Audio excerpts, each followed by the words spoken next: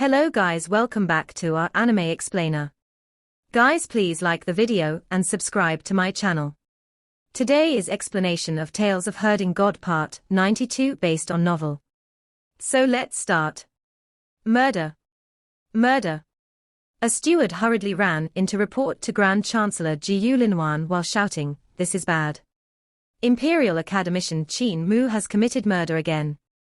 Ji Linwan was drinking tea and seemed unconcerned.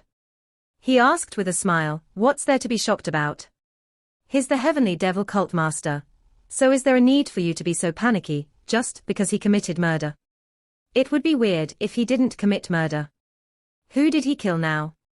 The steward didn't even bother to gasp for air as he said, "He killed 2 envoys from barbarian Di Empire." Piak. The teacup in Ji Linwan's hand shattered into pieces, and his complexion changed drastically. He cried out, "The envoys from barbarian Di Empire. 2 of them at that?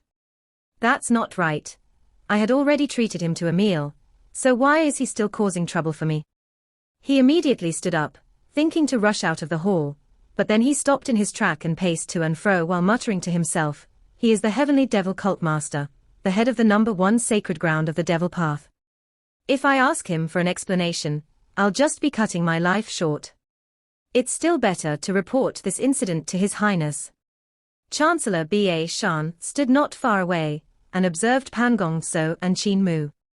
When he saw what was happening, his head started to ache and he felt it becoming heavy.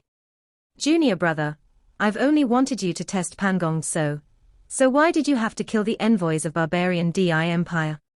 The envoys had been sent by the Khan of barbarian Di Empire, with Pan Gongso as the leader. There were over 10 of them, and Qin Mu had just killed 2 of them in Imperial College. This incident would definitely not be settled peacefully. Khan Ruandi of barbarian Di Empire was considered a hero of the prairie, a person with great talent and bold vision. He had annexed the countries of the other Khans and formed a huge empire in the prairie to contend against Eternal Peace Empire. He even learned the culture of Eternal Peace Empire, and drew the good aspects of Eternal Peace Empire to develop barbarian Di Empire. He reformed the internal affairs of his country, and even created an imperial court that was similar to that of Eternal Peace Empire. He also built schools everywhere. Looking at the situation at hand, he had not yet united the entire prairie, which was why he couldn't contend against Eternal Peace Empire at full force. However, when he united the entire prairie, he would direct all of his power to deal with Eternal Peace. Since Eternal Peace Empire had been through 2 disasters, the power of the empire had been severely weakened. So the main motive behind Khan Ruandi dispatching an envoy was to see how weak Eternal Peace Empire had gotten, besides having his people study there and learn. He was like a male eagle above the prairie, ready to invade the east anytime. As long as he had the chance, he would lead the iron cavalry of the prairie to plunder and whip the central plains. However, it was evident that Qin Mu didn't care about these, for he killed the 2 envoys without any worries. This action could very well incite a war between the 2 empires. Since the effects of the disasters had yet to fade and Eternal Peace Empire was still in a weak state, if Khan Ruandi took advantage of this chance to send his army forward, the empire would probably be in great danger. Chancellor Shan was slightly regretful that he had gotten Qin Mu to test out Pan Gongso. It was then evident to him that this junior brother, who came from great ruins, was lawless and daring. After killing the envoys, he could just pat his buttocks and return back to great ruins, leaving behind a terrible mess. Now that the Crown Prince is supervising the empire, let's see how Crown Prince Yushu will handle this. Chancellor Shan couldn't help feeling a headache for Ling Yushu. Ever since this young man had become the Crown Prince, he had quite a smooth journey in supervising the empire. He even wrote a decree of his crimes to seek forgiveness from heaven at the Temple of Heaven. No matter if it was reclaiming the lands or continuing with the disaster relief, he had done very well and received the support of many people. However, this would be his first difficult problem in supervising the empire. Pan Gongso's gaze landed on Qin Mu's body, but there was little emotion in his gaze. No matter what Qin Mu did or how he agitated him, his mind didn't waver. Pan Gongso said indifferently, "The cult master of heavenly devil cult naturally wouldn't have bad abilities. Maybe there's some misunderstanding between us. If Cult Master doesn't mind, I can host a banquet at Jade Fragrance Floor to apologize to Cult Master. What does Cult Master Qin think about this? Great. Qin Mu was very free and easy, smiling. Your two retainers were really daring, actually coming to make a move on me. You as the owner should indeed host a banquet to apologize. The corners of Pan Gongso's eyes twitched as he turned to leave. Qin Mu's gaze, filled with murderous intent, landed on his back. However, Pan Gongso walked steadily and didn't seem to notice anything or feel uncomfortable. Only his footsteps were slightly messed up, so it seemed like he was walking with a hobble.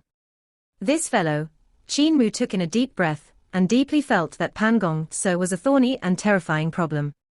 He had challenged him time and time again, and even slapped his face right in front of everyone by insulting and killing his retainers. However, this person still remained emotionless. Even when Qin Mu's murderous intent was directed at him, he was still able to walk away steadily and only had a slight hobble. He was truly a terrifying person.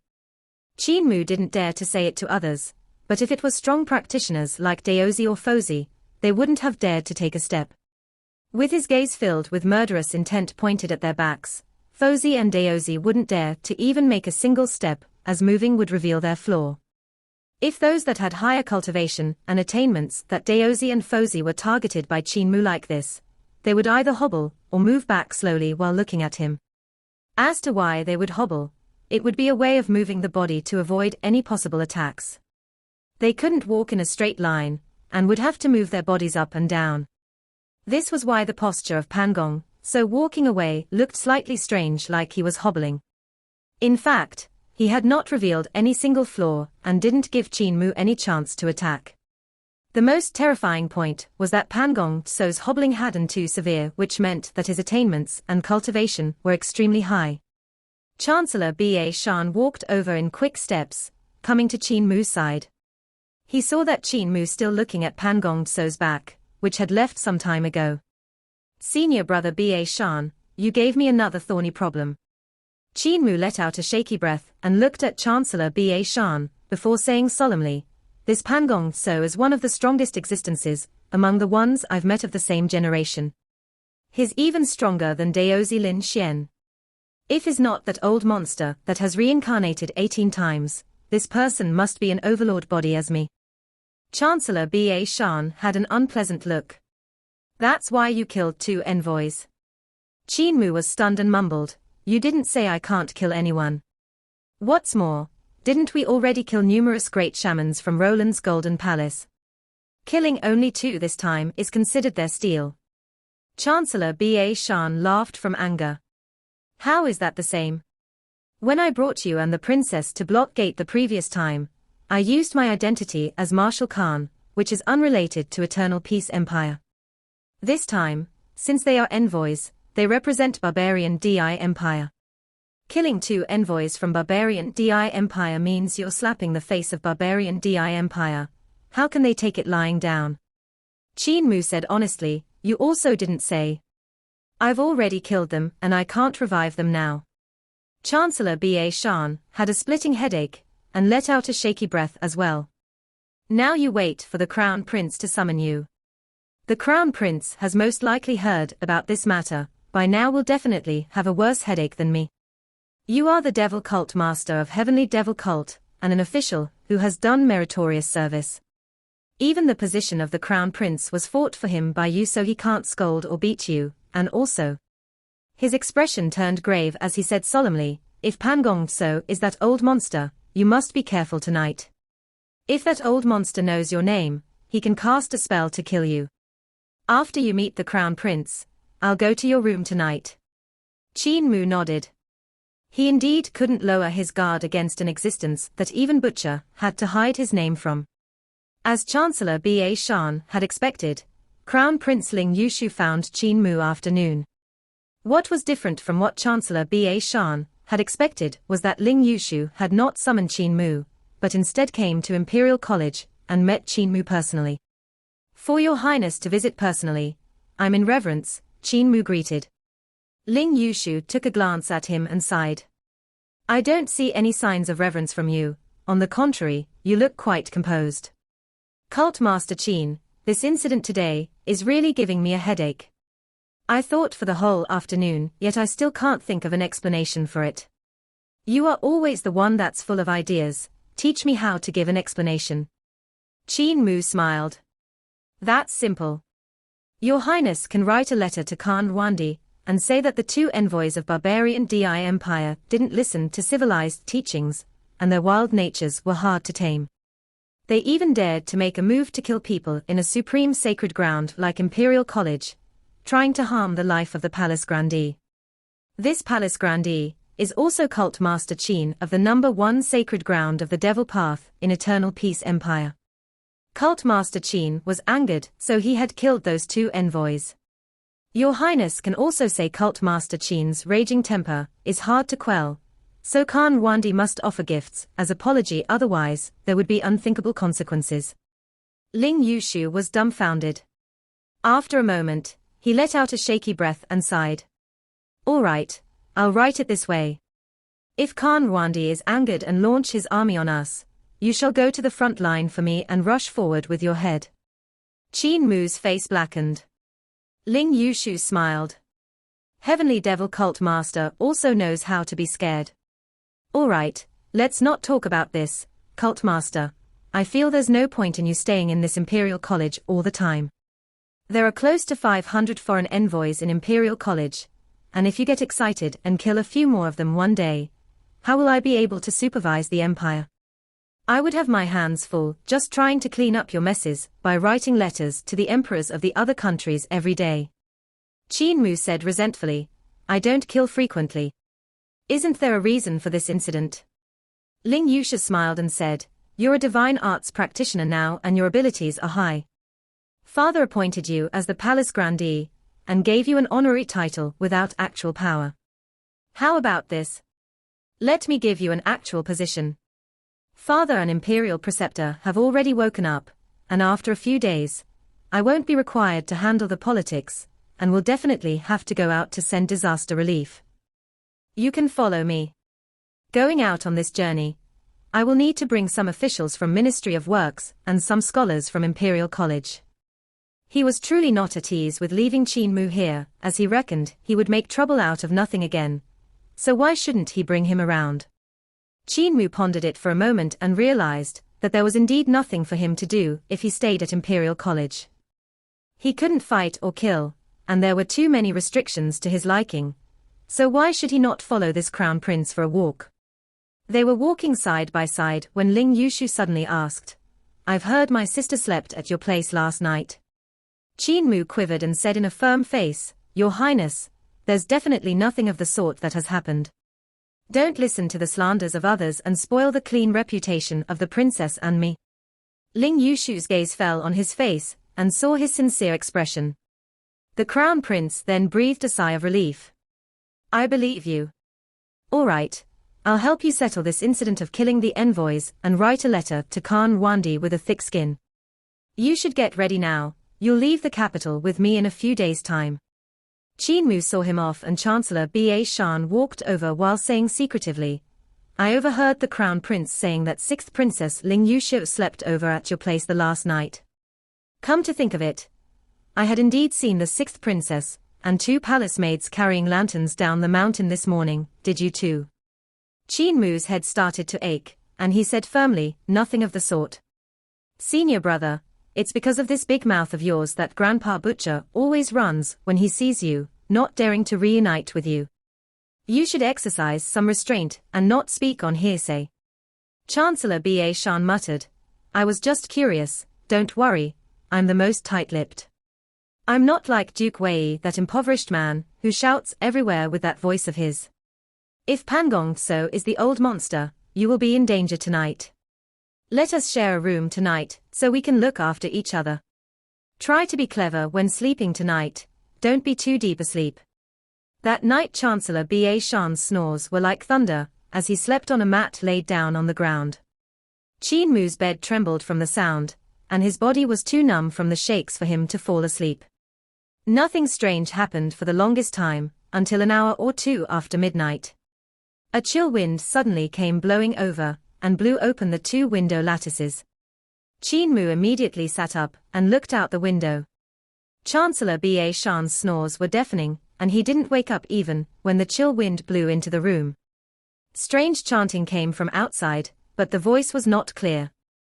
Qin Mu couldn't tell whether it was light or heavy, slow or fast. Despite that, he immediately used heavenly devil creation technique to seal his souls and spirits before arousing his vital qi. Junior Protector Sword, which was hanging at the head of his bed, came out of its sheath, and the silver sword light lit up the room. There was a white figure floating to and fro outside the window, and Junior Protector Sword hummed and trembled. Sword lights shot out in a flash, and a few human heads outside the window fell to the ground. Harming people with shaman spells might sound bizarre, but those spells were nothing more than attacks targeted at the soul, or the corporeal body. Even though Qin Mu wasn't too old, he knew the reason behind the bizarre occurrences. Spells that were targeted at the corporeal body required one to use secret techniques to enter the room and kill the person. Meanwhile, there were much more unimaginable methods that were targeted at the souls, for example, shaman poison. It could be used to poison the enemy's souls, and it was colorless, odorless, formless, and traceless, making it extremely hard for people to guard against it. Another example would be worshipping the soul using a straw doll. One would write the other person's date of birth and 8 characters of a horoscope on a doll and worship it for 10 days, worshipping away a soul or spirit each day. The 7 spirits would leave in 7 days and the 3 souls would come after. There was also victory-loathing technique, harming the soul to harm the body. By using needles or sharp blades to harm the soul, the shaman could make use of the connections between the soul and the corporeal body to harm the corporeal body by harming the soul. For example, by pricking the limbs of the soul, the enemy's corporeal body would also be pricked. If the heart of the brows was pricked, the mind would be messed up, and such. Being able to kill people by knowing their name was indeed slightly hard to imagine, but it shouldn't be much different from these 2 methods. Qin Mu sealing his souls and spirits, while hanging Junior Protector Sword at the head of his bed, was to guard against these 2 methods. Suddenly, a weird laughter sounded, and Qin Mu looked over in a hurry.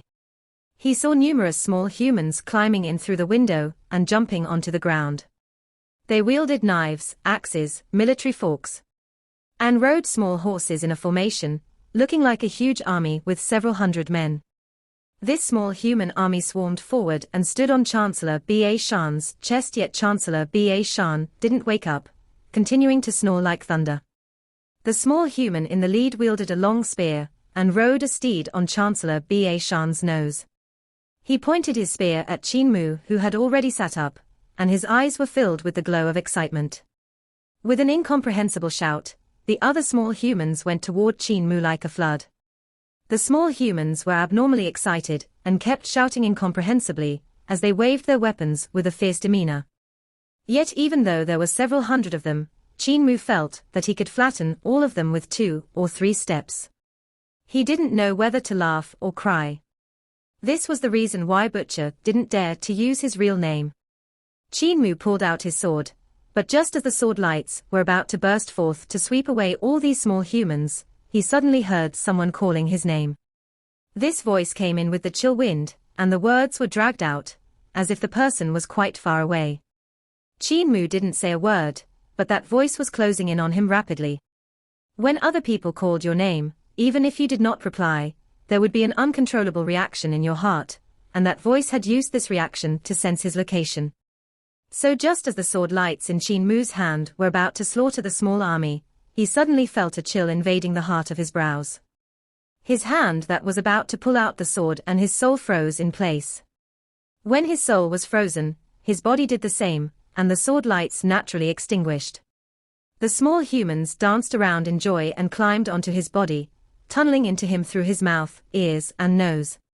The next moment, Qin Mu saw these small humans carrying him away in a sprint. What they were carrying wasn't his corporeal body. They had tunneled inside him to carry away his soul. These small humans had actually run into his body and tied up his soul tightly, then brought it out above their heads. Qin Mu didn't know what they were saying as they squealed to one another before running away with him. Qin Mu felt that he was unable to move while the sceneries in front of his eyes flickered before turning pitch black. All the lights in the surroundings vanished and only the darkness remained. He could see bubbles of light coming into existence under his body, and then noticed that he was lying on a sacrificial altar. The small humans had placed him down and were looking up at the sky. The one in the lead squeaked at the darkness, and the sacrificial altar slowly rose up. Looking around, Qin Mu could see huge faces that were like the faces of puppets blocking his four sides. The faces of these wooden puppets were humongous and revealed an expression that was a smile yet not a smile, a cry yet not a cry. After that, the sacrificial altar trembled and rose up once again. A huge palm lifted it up along with the four wooden puppets, and Qin Mu immediately saw a blazing flame of light in the darkness. It was a huge eye which was much larger than the faces of the wooden puppets. Then, more and more huge eyes lighted up the darkness as they floated in the sky, looking extremely strange. Victory loathing spell. When Qin Mu saw this sight, his heart trembled slightly. Pan Gong Tso must have used victory loathing spell to make use of the small humans to invade him, trapping the souls and spirits that were sealed in his body on such a sacrificial altar. This method was very strange. When he heard the voice, it found its way over even if he didn't answer. That voice then transformed into a sacrificial altar in his body, and even though his souls and spirits had been sealed in his body, it wasn't enough. However, his souls and spirits should still be in his body, and as long as they were in his body, he had the chance to make a comeback. No matter what shaman spell you used, you will need to rely on your own magic power. In my body, your magic power will never surpass mine, you can forget about killing me. Qin Mu flipped his body up and shouted, "Sword come." Suddenly, a sword pellet came flying over through the darkness and floated in front of him. This sword pellet was the one Mute had given him when he had gone back to the village for New Year. Qin Mu had once used this sword pellet to guide out the remnant of the god's divine art out of Imperial Preceptor's body, which resulted in the sword pellet being obliterated quite a bit and becoming smaller. Sword lights burst from the sword pellet and swept through the small humans in all directions, causing them to suffer a crushing defeat. The small humans had their chests and bellies split by Qin Mu, but they were not yet dead. Their broken limbs crawled here and there to reassemble themselves before continuing to attack Qin Mu. Meanwhile, the faces of the wooden puppets around the sacrificial altar revealed a strange smile as they raised their arms stiffly to smash towards him who was in the center of the sacrificial altar, causing sparks to fly in all directions. Qin Mu executed the sword pellet to contend against the strange wooden puppets, and felt they possessed unusual strength. He was almost unable to withstand their blows. Some of the small humans were smashed by the wooden puppets and turned into a paper-like state, but in the next instant, they swelled back up as if they had been pumped with air and continued swinging their swords at Qin Mu. At this moment, the weird eyes in the darkness blazed furiously and beams of fire came shooting over in all directions. Qin Mu gritted his teeth to withstand the attacks, his soul on the verge of dispersing from all the attacks.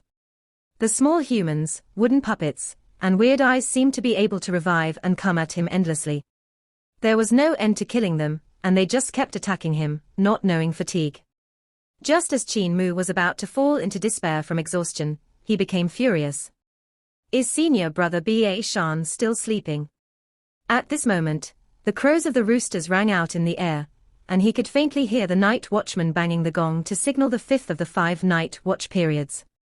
Then, Qin Mu heard Chancellor Shan's yawn from seemingly far away. I waited the whole night, yet Pan Gong Tso never came to visit personally, truly disappointing. That brat is really careful and didn't cast any spells personally to kill junior brother Qin, but had another great shaman make his move. Qin Mu was slightly stunned. Senior brother Shan knew I was trapped. A pity only a great shaman of 7 stars realm took the bait. Qin Mu heard Chancellor Shan pulling out his knife, and the tyrant knife was unsheathed. The golden knife adorned in white jade, with rays piercing into the night through the window.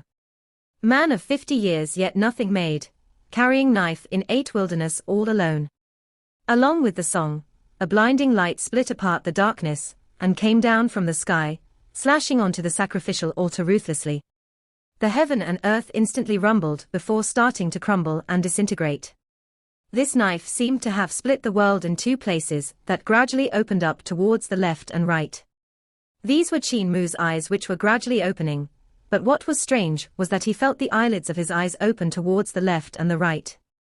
This is the victory-loathing spell of Roland's Golden Palace, which I just undid for you. This kind of victory-loathing spell turns your eyeballs half upside down, so you are looking to your left and right. Chancellor Shan appeared to Qin Mu to be standing on the wall. Mobilize the muscles in your eyes and slowly adjust your eyeballs back to normal. Qin Mu followed his instructions. After some time, his eyeballs finally returned to normal and he immediately said, "Senior brother, I got trapped." Chancellor Shan nodded and pointed forward. "This is what trapped you." Qin Mu lowered his head and was slightly stunned. He saw that the sacrificial altar that had trapped him wasn't the real thing, but a silver plate, which had 4 wooden puppets that were the size of a palm around it. The small humans that had lifted him up were soybeans, and the horses under them were bean sprouts. Meanwhile, the eyes floating in the sky had been the eyes of huge spiders, and not weird eyes that had been arranged in a line. Under the plate was a weasel.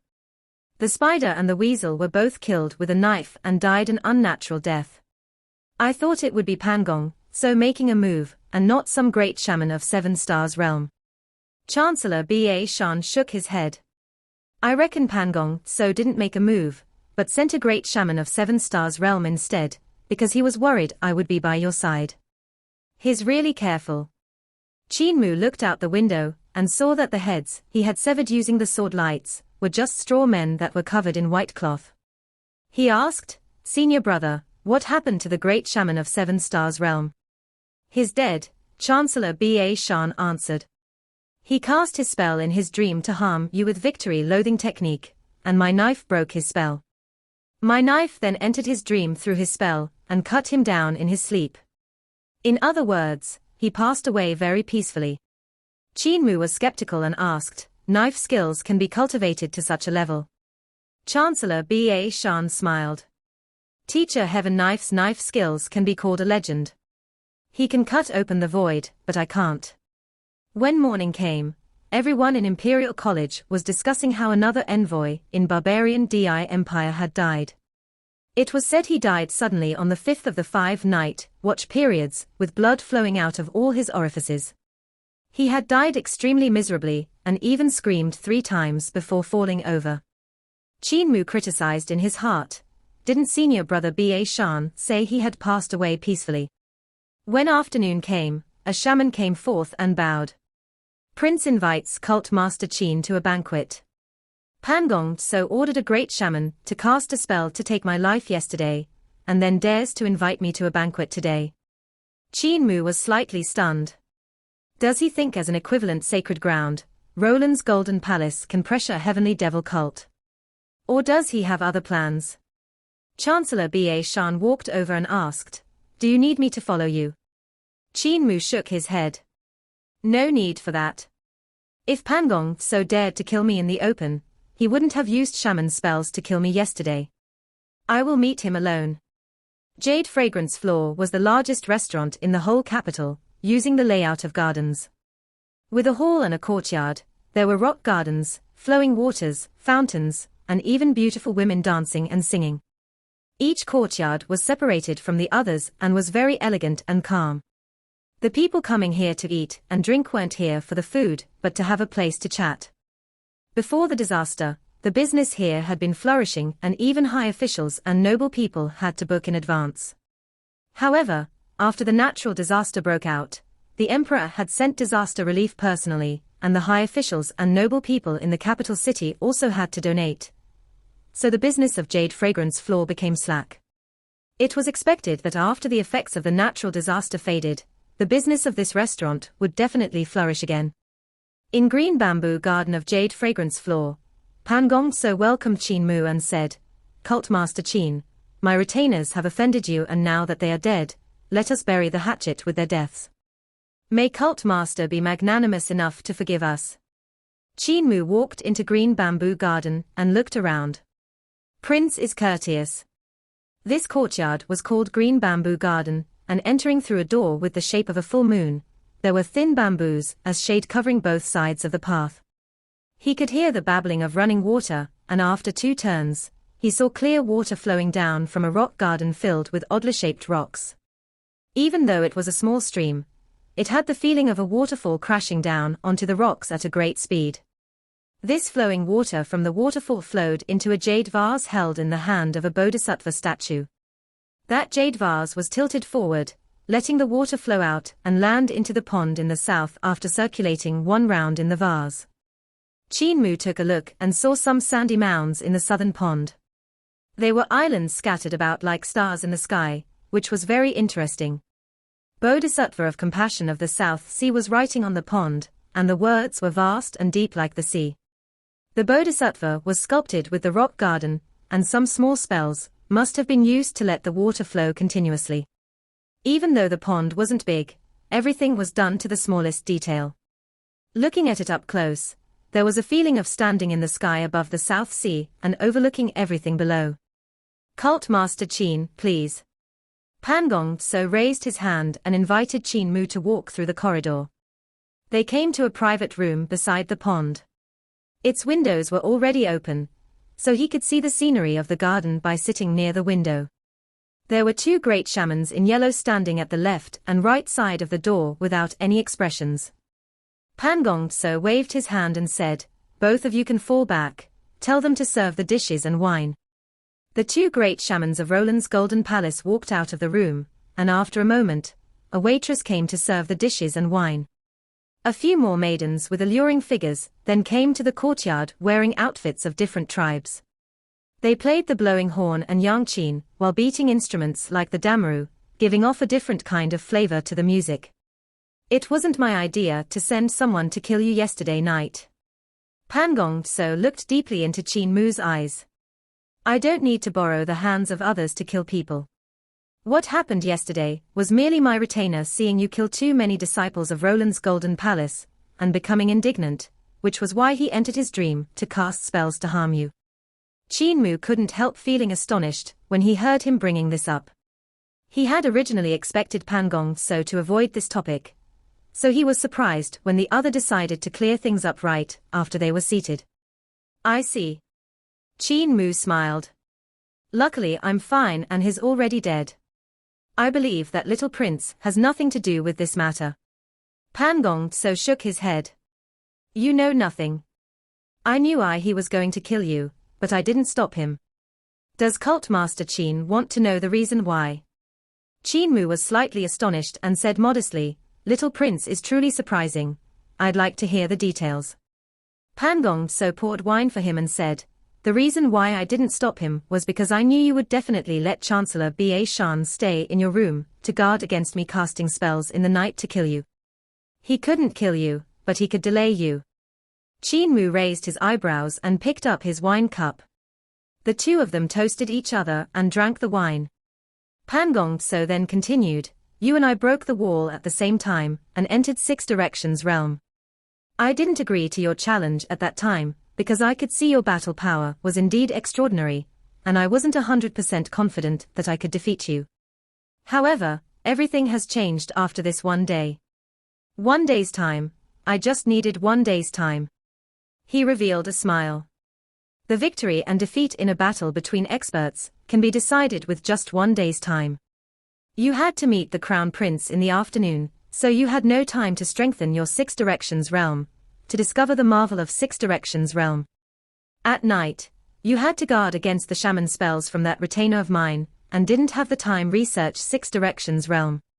On the other hand, I had a whole day's time to strengthen my 6 directions and raise my cultivation. Just 1 day's time is enough to turn your odds of victory to 0. Qin Mu was once again astonished and examined the other's face. He saw that it still had a soft and immature air to it, but his gaze was deep, having a kind of depth that a youth shouldn't have. He exclaimed in admiration, "The little prince of the prairie is truly extraordinary, no wonder even Heaven Knife is afraid of you. You are only 14 years old now, right?" Pan Gong Tso poured wine for him once again and said, 13 years old. The people of the prairie brave the wind and sun, so our bodies are more rugged, making us look older. 13 years old is my age in this lifetime. If Cult Master is asking about the age of my soul, I'm already 11,000 years old. Qin Mu laughed loudly. Little Prince is making me more and more astonished. I didn't expect you to say this out so easily. I have no need to hide it from you, Pan Gongso said. Cult Master Qin is also extremely admirable. You are the disciple of Heaven Knife, right? To have this kind of cultivation, at such a young age, makes me exclaim endlessly in admiration. If it was on the day when we had broken into Six Directions realm, I would have only been 80% confidence in defeating you in a match. Oh? Qin Mu smiled and didn't say a word as he fiddled around with his wine cup. Pan Gongso said firmly, counting this lifetime, I have already lived through 19 lifetimes. In my long life, I met countless heroes with none to compare with at that time and saw numerous lives and deaths, sorrows and happiness. Sometimes, I feel like I'm a reef standing upright in the passage of time, while countless peerless talents flow by hurriedly like rushing waves, and even exceptional emperors of various eras are merely passing waves that I've paid no attention to. Even Heaven Knife, who had raised his knives at heaven, was merely a passing traveler hurrying by. I remember that in my 6th lifetime, I had felt that my path, skills, and divine arts were no longer able to go another step further, so I had entered the Central Plains to become a member of Dao Sect, to learn Pre-Celestial Supreme Mystery Technique and Dao Sword. At that time, Dao Master of Dao Sect held high expectation for me and allowed me to become Daozi. He even expected me to become Dao Master and lead Dao Sect. The corners of Qin Mu's eyes twitched. This old monster had entered Dao Sect once and even became Daozi. Dao Sect's ultimate arts, Pre-Celestial Supreme Mystery Technique, and 14 writings of Dao Sword were both learned by him. Dao Sword was very hard to comprehend. In that lifetime, I learned up to the 13th sword, but I could never comprehend the 14th sword from the beginning to the end. Pan Gongso sighed ruefully. Dao Sword was simply too difficult, so even if I had the power of Pre-Celestial Supreme Mystery Technique, it was too difficult to comprehend it completely. It required one to have a terrifying comprehension of algebra. Until I died of old age, I still didn't manage to learn the 14th sword. When I started my 7th lifetime, I entered Dao Sect again, but I still didn't manage to learn the 14th sword. I only succeeded in cultivating half of that sword move. When it came to the 8th lifetime, I entered Great Thunderclap Monastery. Qin Mu's heart trembled violently, and he looked into the other's eyes deeply. You felt that Dao Sword could no longer allow you to break through SP, you went to Great Thunderclap Monastery to learn Rulai's Mahayana Sutra. Wrong, Pan Gongso said solemnly. I went there to comprehend Buddhism.